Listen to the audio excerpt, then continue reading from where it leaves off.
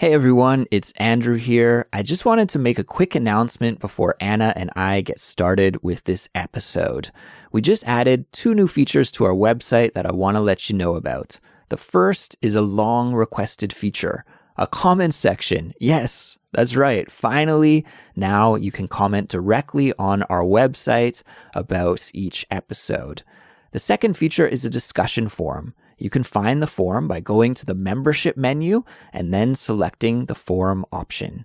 Here you can talk with other members of the Culips community and with the Culips team as well. And if you have a question or want to suggest a topic for an upcoming episode, then please let us know by posting in the forum.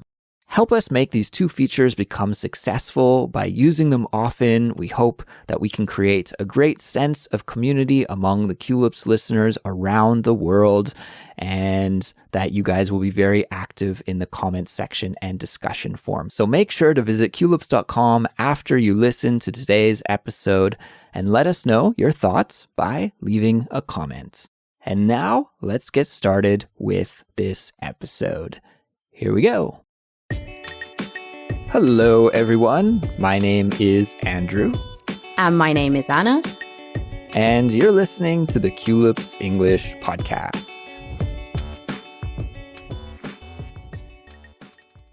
Welcome back to Culips. This is Chatterbox, the Culips series for intermediate and advanced English learners that features natural, unedited conversations between native speakers about compelling topics, or trending current events, or even hot issues. And today I am joined by my co-host Anna.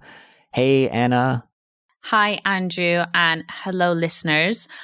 I can't wait to get started with today's conversation, Andrew. We've got a topic lined up that is really, really interesting for me, and I really can't wait to talk about it. Maybe, Andrew, you could let them know what we're going to chat about today.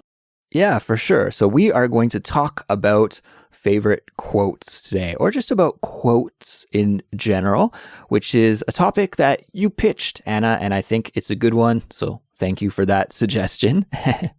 But before we get started with our chat, I want to remind all of our listeners about the study guide for this episode. It's available to all Culips members, and inside the study guide, you'll find a transcript along with detailed vocabulary explanations and examples of some of the difficult vocabulary that you'll hear Anna and I use today.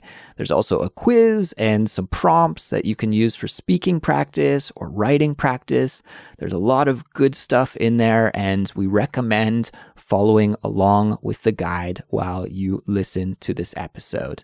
So to get the study guide, you just need to sign up and become a Culips member, and you can find out all the details about that and sign up on our website, which is culips.com, Culips.com. We'd also like to give a shout out to Milan, a Culips listener from the Czech Republic, who left us a very kind review and 5-star rating on Apple Podcasts. Milan wrote, "Hello there, Culips team. I've been listening to your podcast for almost 1 year every day in my car on my way to work and back home." Wow, that's a lot. "I always manage 2 episodes a day, and I have to say that you make the best podcast for intermediate listeners. The speed of your speech is neither fast nor slow, so it perfectly fits my needs.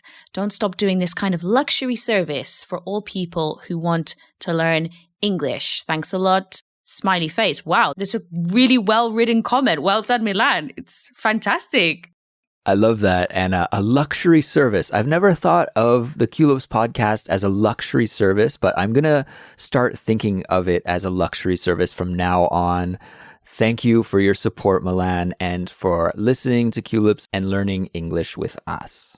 And thanks to all of you out there who have been leaving us reviews and subscribing to Culips on your favorite podcast app, or telling your friends to check out Culips. This really helps other English learners around the world connect and learn with us, so please keep it up. All right, Anna, let's get into our main topic for today, which is quotes, and we're going to talk and share some of our favorite quotes that have influenced us in some way in our lives. But maybe before we get to that, we should start by explaining exactly what a quote is. I'm wondering if there is a little bit of cultural difference around the world. Maybe in some cultures, quotes are very important, and in other cultures, not as much. But in English-speaking cultures around the world, I think quotes are very important, and many people collect them and have some favorite ones. But I guess we'll start here by just explaining what a quote is before we go any farther. So maybe, Anna, you could break it down for everyone. What do we mean when we're talking about quotes and favorite quotes? Well, maybe, like me, you've seen maybe on Instagram or one of these social media apps, and you've been scrolling along, and then you see, I don't know, a picture with a group of words or a sentence or a very short phrase, and then a name of somebody. And this is really common on social media nowadays. We love to share these types of things. And a quote is essentially repeating or copying words from either it could be a text, so it could be something somebody's written or something somebody's spoken. And then, this kind of short phrase or sentence becomes infamous around the world. I guess the reason why some quotes are more famous is because for me, it's like they manage to sum something up in a way that's so simple and makes sense to so many people. And you think, wow, I never could have come up with that. They just manage to sum up something about daily life or the way that things work that just makes so much sense. And I think that's the beauty of a quote, is that it just sums things up really beautifully. Yeah. Yeah, well said. And quotes can be really powerful, like you just mentioned. They can inspire us, right? It's actually really amazing. We can just read like 2 sentences of some words that somebody said at some time in the past, and you're like, wow, I never thought of it that way, or that's a really great way of looking at things. And those words can inspire us or motivate us or move us and make us feel more hopeful about life. So they really are quite powerful in that regard. Now, speaking of Instagram, Anna, it's interesting that you brought that up, because that is where I learn about a lot of quotes, to be honest with you. I follow an Instagram account called Stoic Reflections, and they post a motivational quote every day.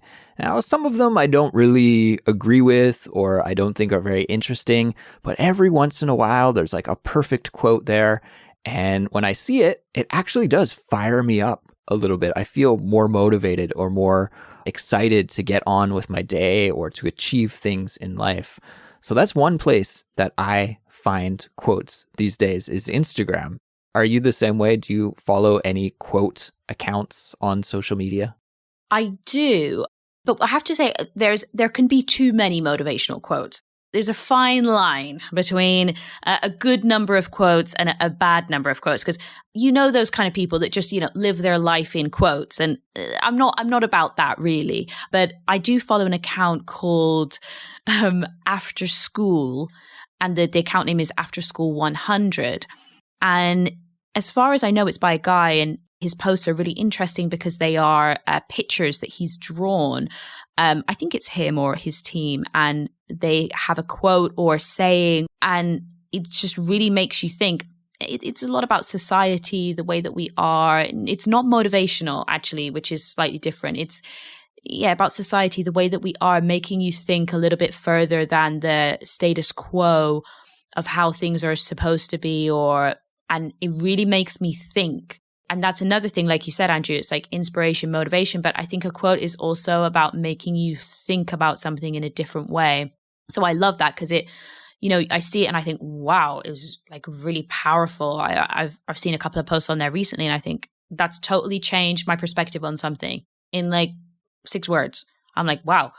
So I absolutely love that page. It's not everybody's cup of tea. I'm sure there's some people that would think they don't want to hear that kind of stuff. But for me, I think it's really, really useful. After School 100. They quote lots of different people, like modern people, but also people from the past. So it's a nice range of different people. So I love that page. But not too many quotes. And we don't want to live our life in quotes. Okay, that's, those kind of people that every other post is like a pink background and then some kind of motivational thing, or we don't want that. Okay, but there's a fine line.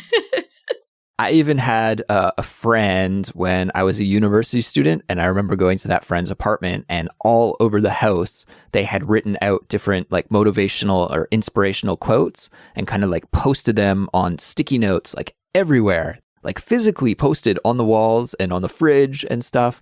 And I thought that was a little too much. Like, that many quotes, they lose their meaning. Like, how are they special? I think you're onto something that less is more when it comes to motivational quotes. I like that. Yes, less is definitely more. And I'm a little bit worried about your friend. If you need that many motivational quotes to survive, maybe you need to think about something else. But no, I mean, whatever floats your boat. Some people really love that type of stuff, and it really gets them fired up. Exactly like you said. I really liked what you said there, Andrea, about, it gets you fired up. It gets you going. I just love quotes, and I do think they really help sometimes. Maybe when you're having a bad day, and I'm going to talk about one that I like. Actually, I'm going to bring up. Yeah, let's get into it. Let's share some of our favorite quotes. Okay, so a lot of quotes again about motivation, and I'm going to choose one by Albert Einstein, and he says, "Anyone who has never made a mistake has never tried anything new." Anyone who has never made a mistake has never tried anything new. Right. So it's like a really good way of putting it. And there's other similar quotes like this. But, what it's trying to say is that even though maybe failing and making a mistake doesn't always feel very nice, but actually it's just when you do new things like learning a language, for example, you're going to make mistakes. And coming from somebody like Albert Einstein, who, one of the smartest people who ever lived, a super intelligent guy, like I'm sure he made loads of mistakes.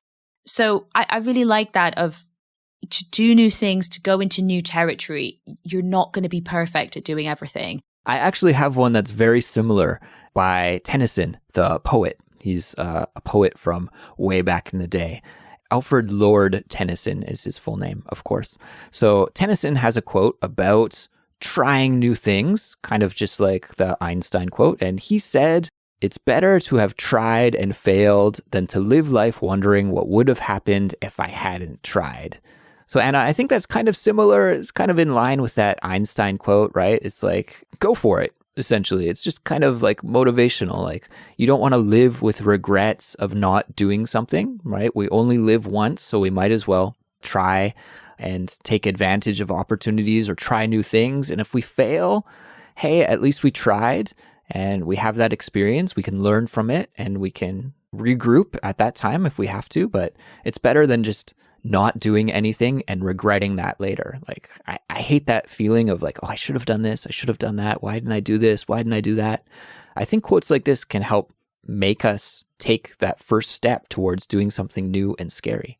Absolutely. And I always find when I'm in that moment, when you've got that choice, you get to a crossroads. Maybe it's like, you're like, do I do it or do I not? And things like these quotes, in that moment can be really useful because you're like, well, no, but I don't want to live my life thinking about what would have happened. So you think, okay, I'll do it. So actually, I think when you're at a crossroads, and I don't mean I mean just in the moment, in that kind of millisecond where you kind of have to make a decision, or it can kind of sway you one way or the other and just bring you back and remind you that, as you said, we only have one life and live it. I need to live more by these ones. By the way, that's what I need to work on this a little bit more, because I'm very much an overly conscious person. Like I don't take enough risk. So for me, these are really, really useful. Another one I really like, and this is actually really overly quoted one. So that's kind of why I wanted to choose it, because I do think it's beautiful, but it's like everywhere. And this is kind of more to do with, I think, relationships and things like this. And it said, "Don't cry because it's over. Smile because it happened." And this is a quote by Dr. Seuss, who was an American children's author. Yeah, Green Eggs and Ham. I really like it because I think it's important. When you do break up with somebody, or you move on, or you move away, or whatever, it can be really, really upsetting. And you kind of always think about the bad things. But, it's also, you should be grateful that you had that opportunity to know that person. And, you always learn from the people that you're with and you meet and you're in a relationship with. So I think it's a nice way to spin it if you're having a really bad time after a breakup, for example, and think, okay, it's really bad. I'm really sad, but I'm happy that I met that person and I'm happy that they were part of my life for a specific period of time. So that was, don't cry because it's over, smile because it happened. Yeah, I really like that. And I think you could actually apply that to so many different situations. You're right. It could be applied to like a romantic relationship, especially if you have, a breakup where you really did have some honest feelings for someone.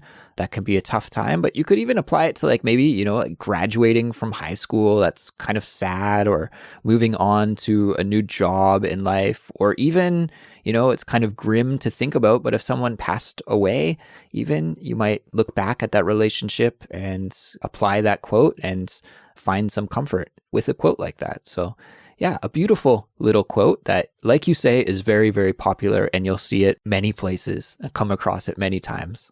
Yeah, jobs, you could apply it to a job situation. Maybe you've been let go, or maybe you're moving on to a different opportunity or whatever. And, be happy and be grateful, I think really is what it's trying to say. Like, be grateful that you had that opportunity, even though, it's not going to be forever, and really nothing's forever.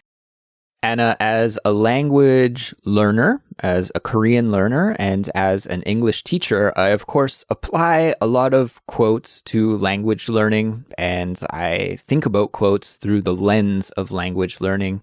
And there's a couple of quotes that I have here that I usually apply to my language studies, more so to my personal studies as a Korean learner, but I also sometimes share them with my students as well to try and fire up my students, or to try and give them some comfort, because often learning a second language is super difficult and it's not something with an immediate payoff, right? We put in a lot of time and effort and work and money and stress. Like we invest a lot of ourselves into learning a language, and sometimes we don't see returns on that investment right away. And to get those returns, we have to go through a lot of obstacles and feel frustrated and all of these things. So 2 quotes that I like to think about, actually 3 quotes I have here. I'll just share them all, and then maybe you can tell me which one is your favorite of them, and we'll spend some time talking about that one. So the first quote is a Chinese proverb. It's attributed to a Chinese proverb, so I don't know who the original person who said it is, but this proverb goes, the best time to plant a tree was 20 years ago. The second best time is now. The best time to plant a tree was 20 years ago. The second best time is now. And when I apply that to language learning, sometimes I feel lazy or unmotivated and I don't really want to study, but I think, like I could put off the studying until tomorrow, but the best time to do it really is right now. Like the results might not come for a long time, but if I do the work now, it will come sooner than if I delay. So it's kind of like makes me want to start doing things right away. The second quote that I wanted to share is by President Kennedy, JFK, the American president. And he had a quote about doing all of the kind of amazing things he did during his presidency. One was to help America travel to the moon. And when he was talking about that experience, he said that we chose to go to the moon in this decade and to do other things, not because they're easy, but because they're hard. We choose to go to the moon in this decade and do the other things, not because they are easy, but because they are hard. I really like that. Like, you should have a purpose when you're doing something, and doing something because it's difficult is like a good reason to do something. It's good to challenge ourselves. It's good to face obstacles, because when we finally achieve goals, it just feels that much more satisfying. And I think there's a lot of power in a quote like that. We don't do things because they're easy. We do them because they're hard. I don't know. I've always felt a connection with that quote. The final one that I have is, again, by another American president, Theodore Roosevelt. And he said, very simple quote, comparison is the thief of joy. Comparison is the thief of joy. And I find with my Korean studies, maybe even you, Anna, can relate to this with learning Spanish, is that it's easy to like look around and see other people who are better at our target language than we are. Like I have some friends who are much better Korean speakers than I am, or I watch TV and I see some Korean learners on TV speaking really fluent, amazing Korean. And sometimes that can bum me out. Like if I compare myself to the best of the best, I feel inadequate or I feel like I'm not very good. And that really robs me of the joy of just learning the language and enjoying the process of learning the language and enjoying doing what I can do with the language. And so I also thought that's a really nice quote. Comparison is the thief of joy. Just reminds me that I shouldn't compare myself with others and I should just live my own life and find some joy in that. Yeah, I love that one. That last one really spoke to me probably the most out of all of them. Because, just think about it. If we didn't actually compare ourselves, if we didn't feel the need to compare ourselves, or, we'd be just much more relaxed and content about the effort that you've made. Because I have that feeling as well, even though I've reached a point where I can communicate in Spanish, so I should be really pleased with that. But there's always going to be somebody who speaks better Spanish than you. There's always going to be somebody that speaks better Korean or better English or better French or better Arabic or whatever. There's always going to be people that speak better than you. And a lot of these things exist, like things like social media exist because we like to compare. Maybe I'm not sure if we necessarily like to compare ourselves to each other, but we kind of feel the need to compare ourselves with each other and see where we're at. So if we didn't need to do that, we'd probably be a lot more content and just relaxed with what we're doing and more focused on what we're doing rather than worrying about everybody else. So I really like that one. That one was my favorite of your three. Yeah, think about like all the time when you're thinking about your friends who have houses or sports cars or, something that you're a little bit envious of. And you're like, oh, I wish I kind of had that. I wish I had that sports car too. You're just like giving your mental energy, your potential happiness to that thought that's kind of useless. It isn't really serving any purpose, right? And instead of being happy in that moment, you're just like kind of wasting your mental energy towards a jealous, envious thought. So yeah, I do agree that it can be applied to many situations in life, not just language learning. When we compare ourselves to others, it's probably not usually a good thing overall. Anna, do you have any other quotes, maybe one more that we could finish up on? Yeah, I'll finish off with this one, which is kind of similar and I think should be motivating for languages. Maybe if you're getting back into English, maybe you're a little bit rusty, you haven't been practicing for a while. This is maybe something that could be quite motivational for you. And it was by a guy called Zig Ziglar, who was a motivational speaker. Okay. You don't have to be great to start, but you have to start to be great. You don't have to be great to start, but you have to start to be great. Yeah, I love that. It's totally true too, right? It's like a lot of these quotes, I think, Anna, actually boil down to very simple ideas. But like we mentioned at the top of the episode, it's the phrasing, it's the way that idea is expressed that is just really easy to connect to. And that's what makes them so important, I think. I really like that one. Yeah, it's a skill to be able to articulate something in a way like that. So I'm really grateful that we have these wonderfully intelligent people, much more intelligent than me, that can come up with these fantastic quotes. I know, even while we are listening to some of these quotes, I fell into that trap of comparing myself to others again. I was thinking, why can't I say things so articulately like that? But you never know. Maybe I will one day. Maybe in the future, Anna, people will be quoting us. It could happen. Oh, I hope not.